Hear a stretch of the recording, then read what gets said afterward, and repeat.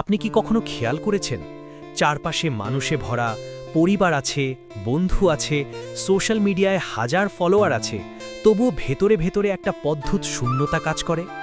আবার এমনও মানুষ আছেন যারা ঘরের এক কোণে বসে চুপচাপ বই পড়ছেন, একা কফি খাচ্ছেন, জানালার পাশে বসে বৃষ্টি দেখছেন, তবুও ভীষণ শান্ত, স্থির এবং তৃপ্ত। তাহলে প্রশ্নটা খুব স্বাভাবিক, একা থাকা কি খারাপ, নাকি আমরা একা শব্দটাকেই ভুল বুঝে এসেছি?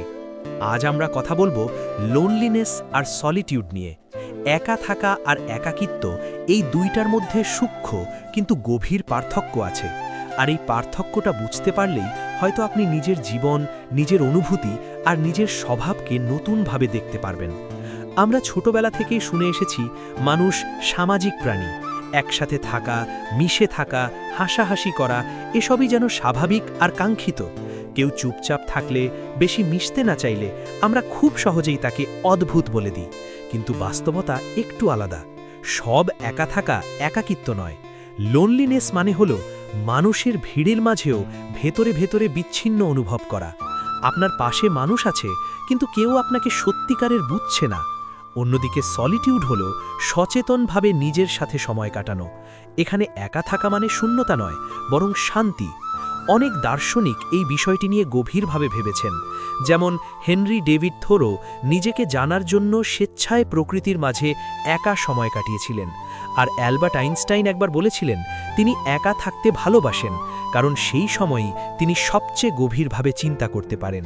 তারা একা ছিলেন, কিন্তু ভেঙে পড়েননি, বরং নিজের ভেতরের শক্তিকে আবিষ্কার করেছিলেন। আমাদের মস্তিষ্ক এই বিষয়টাকে সমর্থন করে। সারা দিন আমরা বাইরের উদ্দীপনায় ঘেরা থাকি, শব্দ, কথা, নোটিফিকেশন, দায়িত্ব, প্রত্যাশা। যখন আমরা একা থাকি তখন মস্তিষ্কের একটি অংশ সক্রিয় হয়, যাকে বলা হয় ডিফল্ট মোড নেটওয়ার্ক। এই সময় আমরা নিজের জীবন নিয়ে ভাবি, ভবিষ্যৎ কল্পনা করি, পুরনো ভুলগুলো বিশ্লেষণ করি, নিজের সাথে কথোপকথন করি। তাই একা থাকা মানে অলস থাকা নয়, বরং এটি গভীর মানসিক কাজের সময়। অনেক সৃজনশীল কাজের পেছনে একাকী মুহূর্ত কাজ করেছে। আইজ্যাক নিউটন প্লেগের সময় একা বাড়িতে থাকতে গিয়ে তার অনেক গুরুত্বপূর্ণ ধারণা তৈরি করেন। জে.কে. রোলিং একা ট্রেনে বসে থাকতে থাকতে তার বিখ্যাত গল্পের জগৎ কল্পনা করেন। একা থাকার সেই নীরব মুহূর্তগুলোই তাদের সৃষ্টিশীলতার ভিত্তি হয়ে দাঁড়ায়। তবে এখানে একটা গুরুত্বপূর্ণ বিষয় আছে, সব একা থাকা সুন্দর নয়। লোনলিনেস বা একাকিত্ব হল মানসিক ক্ষুধা। আপনি সংযোগ চান, কারো সাথে কথা বলতে চান, কেউ যেন আপনাকে বোঝে, কিন্তু সেই সংযোগটা পাচ্ছেন না। এই অবস্থায় একা থাকা কষ্ট দেয়। সোশ্যাল মিডিয়ার যুগে আমরা অদ্ভুত এক দ্বন্দ্বে আছি। বাইরে থেকে সবাই খুব সুখী, ব্যস্ত, সফল মনে হয়। আমরা নিজেদের তুলনা করি, নিজেকে ছোট ভাবি, আর ভেতরে ভেতরে আরও বিচ্ছিন্ন হয়ে যায়। এই একাকিত্ব দীর্ঘদিন থাকলে আত্মবিশ্বাস কমে যেতে পারে, মানসিক চাপ বাড়তে পারে, এমনকি বিষণ্ণতাও আসতে পারে। তাই একা থাকা আর একাকিত্ব এক জিনিস নয়। সমস্যাটা একা থাকা নয়, সমস্যাটা হলো সংযোগের অভাব। সলিটিউড বা স্বেচ্ছায় একা থাকা সম্পূর্ণ আলাদা অনুভূতি। এটি নিজের সাথে বন্ধুত্ব করার সুযোগ। সারাদিনের ব্যস্ততার পরে যদি আপনি কিছু সময় নিজের জন্য রাখেন, কোনো ফোন নয়, কোনো কথা নয়, শুধু আপনি আর আপনার ভাবনা, তাহলে ধীরে ধীরে আপনি নিজের আবেগগুলো বুঝতে শিখবেন। অনেক সময় আমরা এত বেশি মানুষের সাথে কথা বলি যে নিজের মনের কথাই শুনতে পাই না। একা থাকার সময় আপনি অভিনয় করেন না, কাউকে খুশি করার চেষ্টা করেন না, কারো প্রত্যাশা পূরণ করতে হয় না। আপনি যেমন ঠিক তেমনভাবেই থাকেন।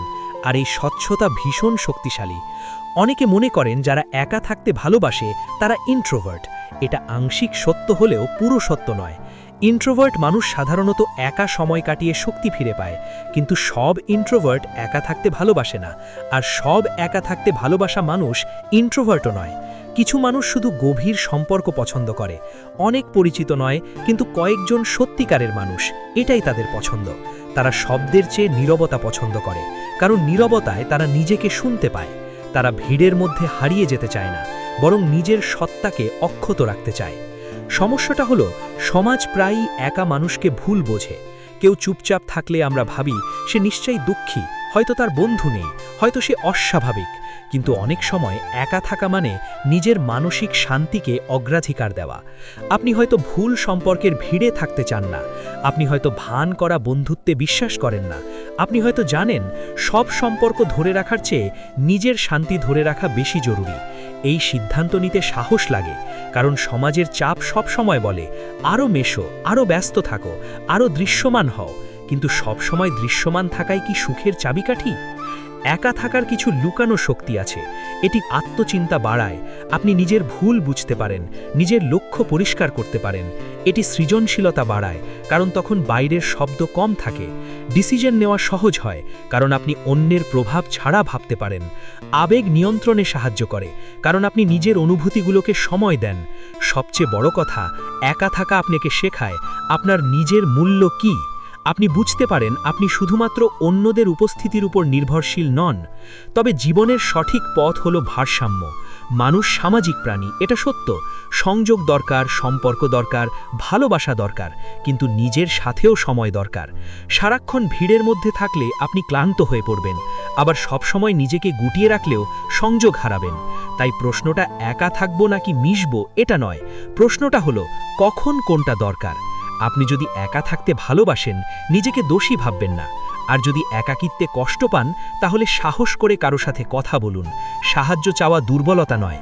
শেষ পর্যন্ত সবচেয়ে গুরুত্বপূর্ণ সম্পর্কটা হলো আপনার নিজের সাথে সম্পর্ক। আপনি যদি নিজের সাথে স্বাচ্ছন্দ্য বোধ করেন, তাহলে একা থাকাও শান্তির হবে। আর যদি নিজের ভেতরেই অস্থিরতা থাকে, তাহলে হাজার মানুষের মাঝেও আপনি একা অনুভব করবেন। তাই নিজেকে জানার চেষ্টা করুন, আপনি কি সত্যিই একা থাকতে ভালোবাসেন, নাকি আপনি আসলে সংযোগের অভাবে কষ্ট পাচ্ছেন? এই প্রশ্নের উত্তরই আপনাকে পথ দেখাবে। মনে রাখবেন, একা থাকা সবসময় দুঃখের নয়, কখনো কখনো একা থাকাই নিজের শক্তিকে খুঁজে পাওয়ার প্রথম ধাপ।